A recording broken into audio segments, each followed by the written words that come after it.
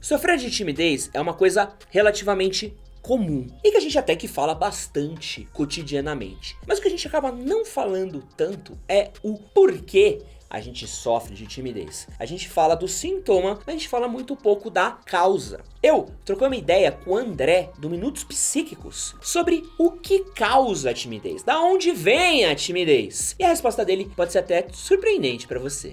Se liga. Bom, vamos lá. Primeiro que o conceito, né, timidez, ele é uma coisa muito mais, assim, presente na linguagem cotidiana do que propriamente um assunto mega estudado, o termo, né, timidez. Então, existe uma certa ambiguidade no que significa timidez. Cada pessoa tem uma noção na cabeça do que é, tem também definições na literatura. Mas, enfim, se estuda muito mais na psicologia o termo introversão, então ele é um pouco melhor definido. A timidez, inclusive, só para antes de eu trazer uma definição aqui para a gente poder partir dela, para quem não sabe, a gente já fez lá no nosso canal, o Minutos Psíquicos, alguns vídeos que estão relacionados a esse assunto, uns sobre timidez, tem também sobre vergonha, sobre por que a gente fica vermelho em algumas situações, né, fica com o rosto vermelho, enfim. E a definição que a gente traz no vídeo de timidez é basicamente a seguinte: ela é uma característica de algumas pessoas que se sentem ansiosas, que se sentem muito tensas, desconfortáveis num contexto onde existem outras pessoas. Até certo ponto, todo mundo exibe essa característica em certas condições, mas algumas pessoas têm muito mais timidez do que outras, né? Por exemplo, eu e o Ed provavelmente somos pessoas pouco tímidas, de maneira geral, mas não tem situações nas quais você se sente tímido, Ed? Porra! Minha namorada fica pistola comigo, porque eu não gosto de pessoas que eu não conheço. Então eu fico muito tímido com quem eu não conheço. É meio estranho de falar isso, mas eu fico muito retraído. Cara, mas isso aí é extremamente comum, assim. Eu acho que a situação onde a maioria das pessoas se mostra tímida é exatamente essa, é a do contato com pessoas desconhecidas, sei lá, você tá na fila de um banco, você tá na fila do supermercado, sabe, você tá diante de pessoas com quem você não tem intimidade, isso já te deixa um pouco mais na sua, um pouco mais apreensivo. Agora, algumas pessoas vão um pouco além disso, né, são mais tímidas.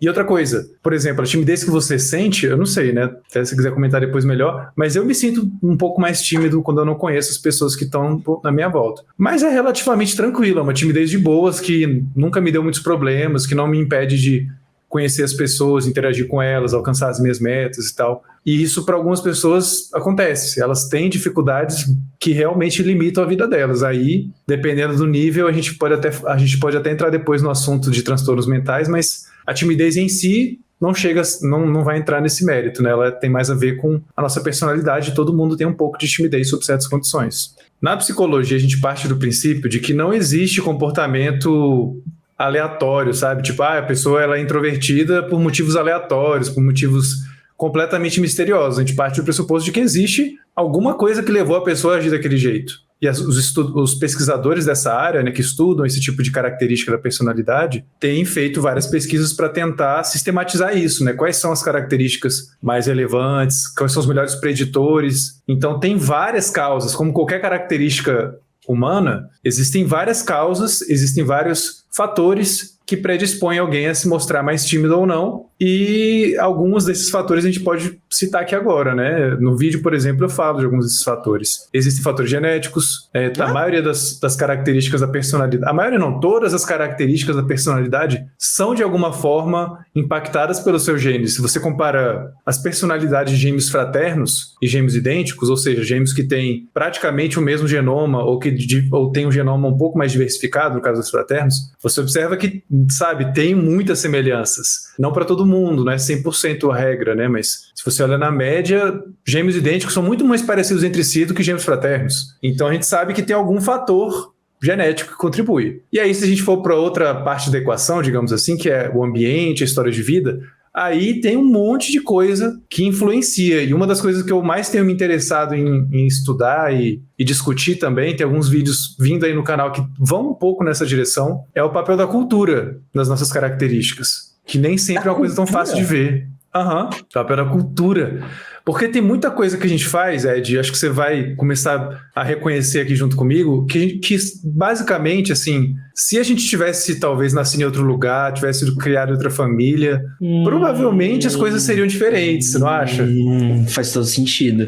Eu morei no Reino Unido. No Reino Unido, a diferença de relacionamento das pessoas pra gente que nasceu no Brasil, que a gente é muito afetuoso, é muito grande, assim, parece que tá falando com um alien às vezes, assim, de tão diferente que são as pessoas. Cara, vou citar um exemplo totalmente aleatório e tosco aqui, que ilustra um pouco isso, mas enfim, o objetivo é só ilustrar, né? Tem uma série da Netflix chamada, sei lá, Ilhados, Largados, não sei o quê, sabe? É uma série... Pô, pelo amor de Deus, Brincando com Fogo. Não é Brincando com Fogo, não. Ah, tá. É uma coreana. Ah, não, então não sei. Coreano Ilhados, Largados e não sei o quê. O pessoal vai saber aí do que eu tô falando. Eu não assisto essas coisas muito, sabe? Eu não sou muito de assistir reality show. Mas nesse ano, tô numa vibe de querer ver coisas que eu não costumo ver pra me permitir conhecer coisas novas, curtir coisas novas. E eu fui lá e vi, né? E acabei vendo tudo e tal. Acabei Isso, Solteiros, Ilhados e Desesperados. Isso aí. Boa. E aí, cara, é uma cultura muito diferente da nossa coreana, né? Eu não sei se a galera que tá assistindo tem alguma noção, mas eu já sabia que era muito diferente. Eu fiquei curioso pra ver na prática. Porque a ideia, assim, é são vários caras e várias minas que são colocados lá numa ilha paradisíaca e meio que a ideia é, tipo, galera, se vira aí, se flertem aí, formem casais e tal. É focado nisso, né? Na pegação. Só que, assim, cara, não tem um beijo na boca na série inteira. Ô, louco. Aí você compara com esse que tem aqui no Brasil, Brincando com Fogo. Brincando com Fogo, de Férias com Ex. Pô, no primeiro episódio a galera já faz muito mais do que isso. Então... Você falou de reality, o próprio Brincando com Fogo tem a versão americana, tem a versão Latinoamérica e tem a versão brasileira. Uhum. A brasileira, em 3 episódios, eles quebraram o recorde do reality de coisas que não podiam fazer. E é muito disso de cultura, assim, porque tipo, na americana eles demoram episódios pra se beijarem. Na brasileira, no primeiro episódio, a galera já beijou 3. Já foi, já voltou, já foi. Exato, de novo. velho. Eu acho que essa parada do reality ajuda a ilustrar o que eu tô falando da cultura, porque assim... Cara, tudo bem, é um reality, né? Vamos lá, não é como se o comportamento das pessoas ali no reality fosse uma cópia fiel do que elas fariam se elas não tivessem filmado o tempo todo.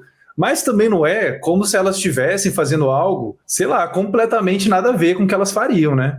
Até porque as pessoas bebem álcool, elas ficam às vezes muito tempo sendo filmadas, vão se acostumando um pouco mais. Isso também serve para o Big Brother, né? Mas o Big Brother é pior ainda, porque fica muito tempo, é confinado e tal. Então, assim, cara... Nesse que eu tava falando, Solteiros, Ilhados e Desesperados, cara, pra ver uma conversa, a conversa até que é de boas, mas pra evoluir disso pra qualquer outra coisa, é uma burocracia, velho, as pessoas não falam as coisas, sabe, fica tudo meio que, o cara tá sentindo uma parada, mas não fala, a outra mina não tá interessada, mas não fala, depois, né, claro, vai evoluindo e fala, mas enfim, isso aí não é por acaso, isso aí tem a ver com uma cultura na qual essas pessoas foram socializadas, uma cultura na qual essas pessoas vivem, porque são as duas coisas contribuem, né? Não só a cultura na qual você nasceu e se desenvolveu nos seus primeiros anos, mas onde você vive, porque vamos supor que você nasceu na Coreia e veio para o Brasil. Muita gente muda comportamento, muda as suas tendências comportamentais como um todo, porque está aqui no Brasil. Porque senão, cara, a pessoa não consegue viver a vida dela relativamente bem.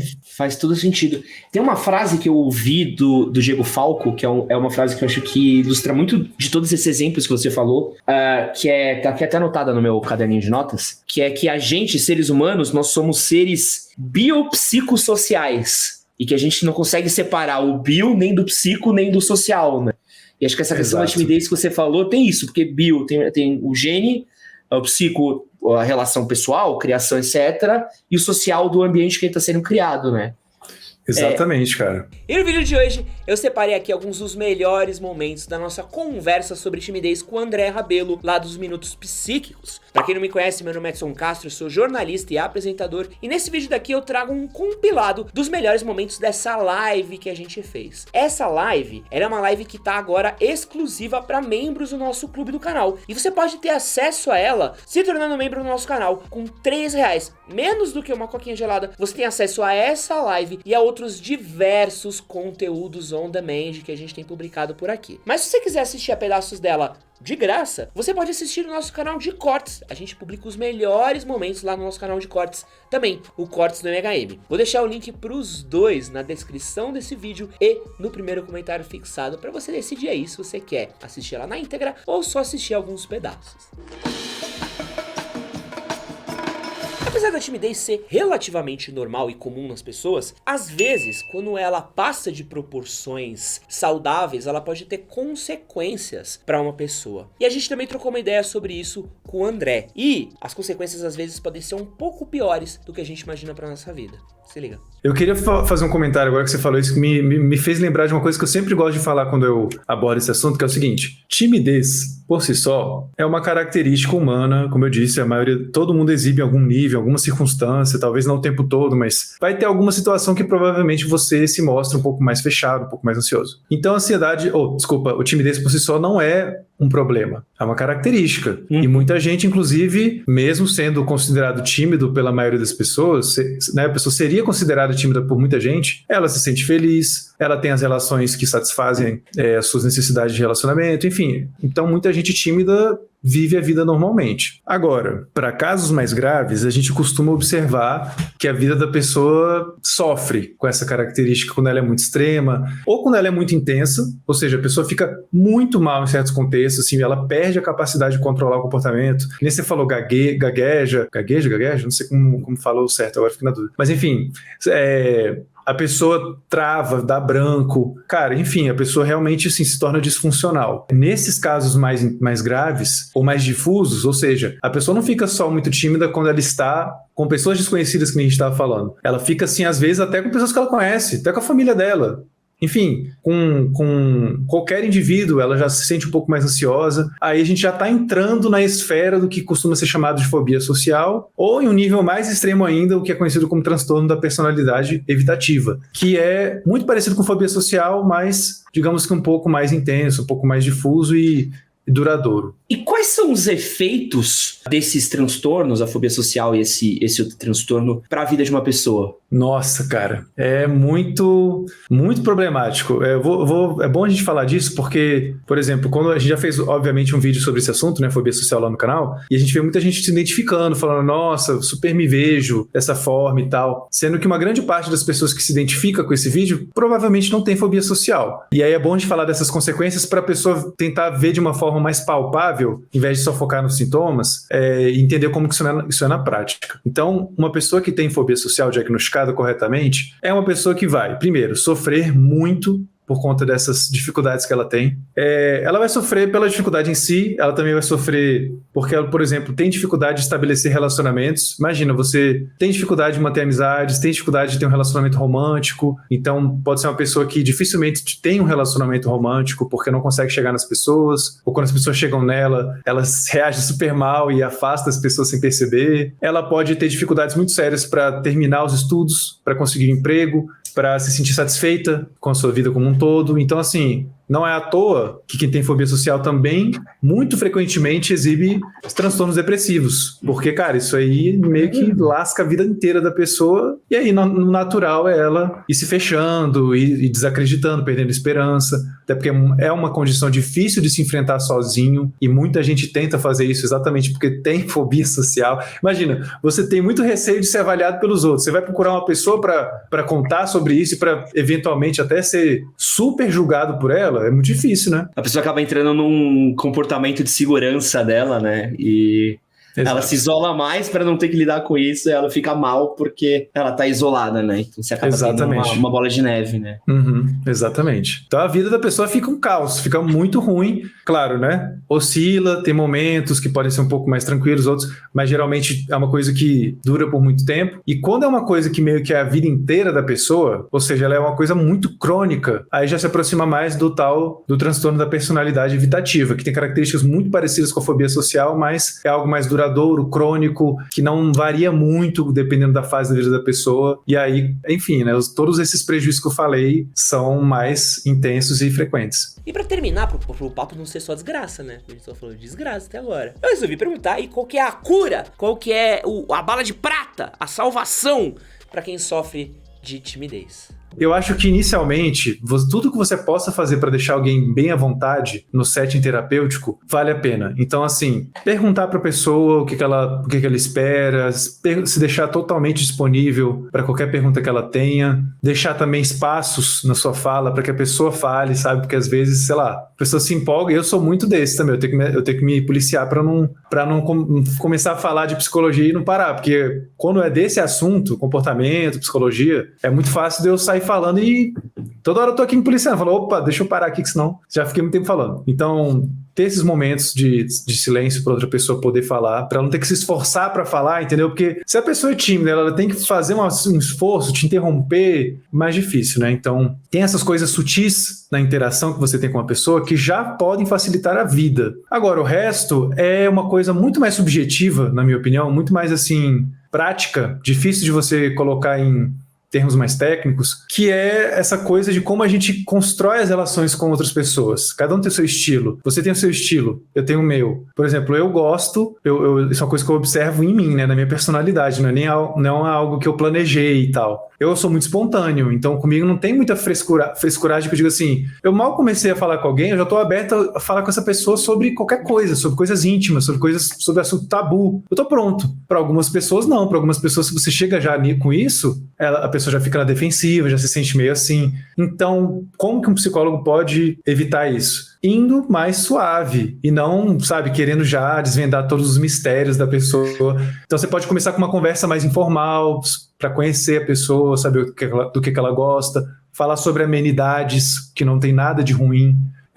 Porque alguém poderia ler assim, mas isso é perda de tempo, vai direto ao ponto e tal. Não, mas dependendo da situação, isso aí é a única forma que você vai, ou uma das poucas formas, de você chegar lá depois onde você quer. Se você já quiser correr assim e, né, queimar um pouco a largada, aí talvez você não consiga. Então, tô dando alguns exemplos aqui, né? Tem várias coisinhas, vários cuidados que você pode ter que provavelmente vão facilitar interagir com alguém que é mais tímido. E já quero emendar essa conversa exatamente nessa pergunta daí, que é: como posso ajudar uma pessoa super tímida? Do Ítalo. A gente tem um pouco dessa síndrome de Superman, né? De querer ajudar os outros, mas como é que eu faço para ter uma relação com uma pessoa que é tímida, gosto dessa pessoa, sei que ela tá sofrendo e ela não busca ajuda? Eu posso fazer algo para ajudar ela? Pode fazer várias coisas. E esse impulso de querer ajudar o outro, eu acho que tem várias coisas aí que motivam. Uma, com certeza, é a empatia, né?